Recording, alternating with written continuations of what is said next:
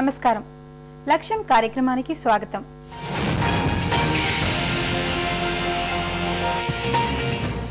August మొదటి వారంలో EAMCET counselling ప్రారంభం కాబోతోంది. ఈ నేపథ్యంలో వెబ్ కౌన్సిలింగ్ పై అటు విద్యార్థుల్లోనూ ఇటు తల్లిదండ్రుల్లో అనేక సందేహాలుంటాయి. వెబ్ కౌన్సిలింగ్ ప్రక్రియ ఎలా ఉంటుంది? విద్యార్థులు ఎలాంటి అవగాహన కలిగి ఉండాలి?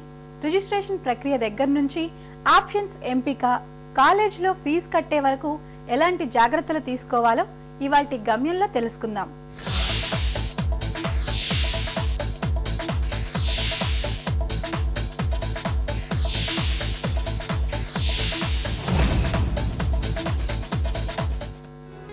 ఎంసెట్ వెబ్ కౌన్సిలింగ్ పై విద్యార్థులు ఎలాంటి అవగాహన కలిగి ఉండాలి? ఈ వెబ్ కౌన్సిలింగ్ అంటే ఏమిటి, తర్వాత ఈ వెబ్ కౌన్సిలింగ్ ఎలా చేసుకోవాలని చాలామందికి కొన్ని ప్రశ్నలు ఉత్పన్నమవుతూ ఉంటాయి. వెబ్ కౌన్సిలింగ్ అంటే తాను చేరదలుచుకున్న కాలేజీని, కోర్సును ఇంట్లో కానీ లేదా ఇంటర్నెట్ సెంటర్ ద్వారా కానీ లేకపోతే ఏ హెల్ప్ లైన్ సెంటర్లో ఉన్న ఇంటర్నెట్ సెంటర్ ద్వారా కానీ చేసుకోవడాన్ని ఈ వెబ్ కౌన్సిలింగ్ విధానం అని అంటారు. ఏ అభ్యర్థి అయితే ఆప్షన్లు ఇవ్వాలనుకుంటాడో, కాలేజీ కోర్సు ఎంపిక చేసుకోవాలనుకుంటాడో ముందు రిజిస్ట్రేషన్ చేసుకోవాల్సి ఉంటుంది. ఈ ఎంసెట్ క్వాలిఫైడ్ క్యాండిడేట్స్ ఎవరైతే ఉన్నారో వాళ్ళకందరికీ కూడా ఒక నోటిఫికేషన్ జారీ చేయడం జరుగుతుంది. ఈ నోటిఫికేషన్లో ఏ ర్యాంకుల నుంచి ఏ ర్యాంకుల వరకు ఒక నిర్దేశించబడిన రోజుకు ఎంతమంది ర్యాంకులు వచ్చారు, వాళ్ళ సర్టిఫికేట్ ఏ తనిఖీ సెంటర్లకు వెళ్ళాలి అనేది చాలా క్లియర్గా ఇవ్వడం జరుగుతుంది. రాష్ట్రంలో ప్రభుత్వం నిర్దేశించబడిన 53 సహాయ కేంద్రాలు ఉన్నాయి. ఈ 53 సహాయ కేంద్రాల్లో ఎక్కడికైనా సరే అభ్యర్థి వెళ్ళి తన సర్టిఫికేట్లను తనిఖీ చేయించుకోవాలి. రిజిస్ట్రేషన్ ప్రక్రియ ఎలా ఉంటుంది? విద్యార్థి ఏ సర్టిఫికేట్లు సిద్ధం చేసుకోవాలి? రిజిస్ట్రేషన్ కౌంటర్ వద్దకు వచ్చినప్పుడు ఏం చేయాలి? ఈ హెల్ప్ లైన్ సెంటర్కి వెళ్ళిన విద్యార్థుల ముందు ఆ సంబంధిత అధికారులు ఇచ్చే ప్రకటన కోసం వేచి చూస్తూ ఉండాలి. ఒక హెల్ప్ లైన్ సెంటర్లో ర్యాంకు ప్రకారం ముందు రిజిస్ట్రేషన్ కౌంటర్ వద్దకు పిలవడం జరుగుతుంది. ఆ రిజిస్ట్రేషన్ కౌంటర్ వద్దకు వచ్చినప్పుడు అభ్యర్థులు వారి దగ్గర ఉన్న ర్యాంక్ కార్డును ముందు ఆ సంబంధిత అధికారులకు ఇచ్చి ఆ రిజిస్ట్రేషన్ హాల్లో కూర్చోవాలి. కూర్చున్న తర్వాత వారి వారి ర్యాంక్ ఆర్డర్ ప్రకారము రిజిస్ట్రేషన్ కౌంటర్ వద్దకు పిలవడం జరుగుతుంది. ఈ రిజిస్ట్రేషన్ కౌంటర్ వద్దకు అభ్యర్థి వచ్చినప్పుడు ఎస్సీ ఎస్టీ అభ్యర్థులైతే 300 రూపాయలు, ఓసీబీసీ అభ్యర్థులైతే 600 రూపాయలు ఈ ప్రాసెసింగ్ ఫీజు చెల్లించి అక్కడే కౌంటర్లో వెంటనే రసీదు పొందాలి. ఒక ముఖ్యమైన విషయం ఏమిటంటే ఈ సంవత్సరం మేము ఇంట్రడ్యూస్ చేసిన another important concept, registration counter వద్దకు వచ్చినప్పుడు అభ్యర్థులు వాళ్ళ మొబైల్ నంబర్ను తప్పనిసరిగా తీసుకొని రావాలి. ఈ మొబైల్ నంబర్ను రిజిస్ట్రేషన్ కౌంటర్ వద్ద తప్పకుండా ఎంటర్ చేయించుకోవాలి.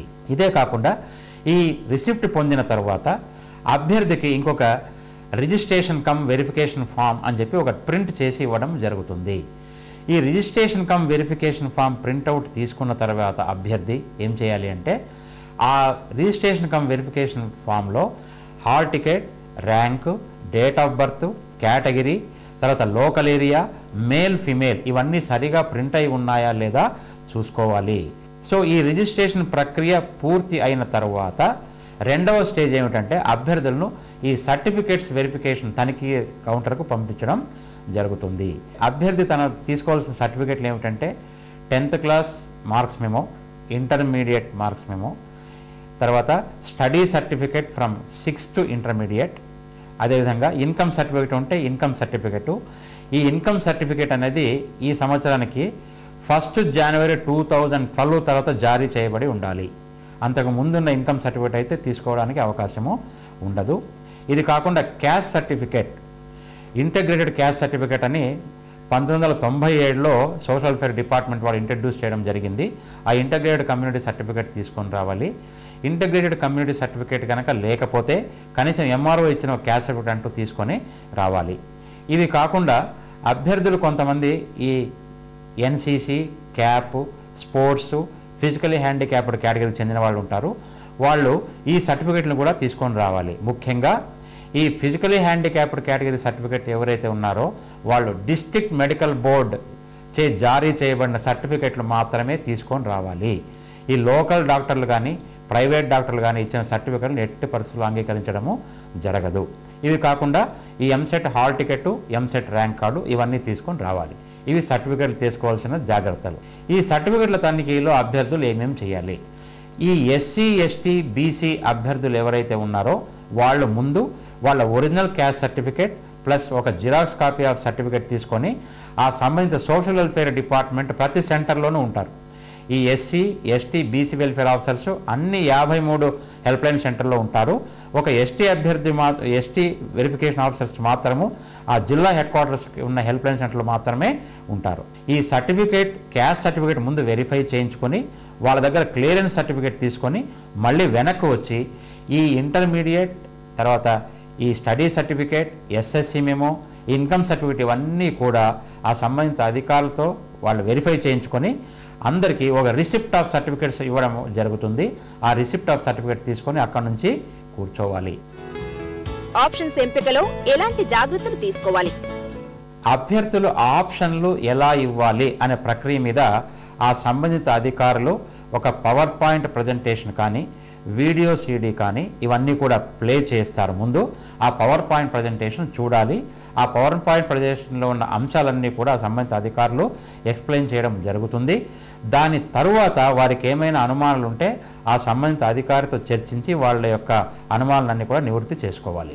అభ్యర్థులకు ఒక మాన్యువల్ ఆప్షన్ ఫామ్ అంటూ ఇవ్వడం జరుగుతుంది. ఈ మాన్యువల్ ఆప్షన్ ఫామ్లో కాలమ్స్ ఏముంటాయంటే ఆప్షన్ నంబర్, తర్వాత college code, district code, course.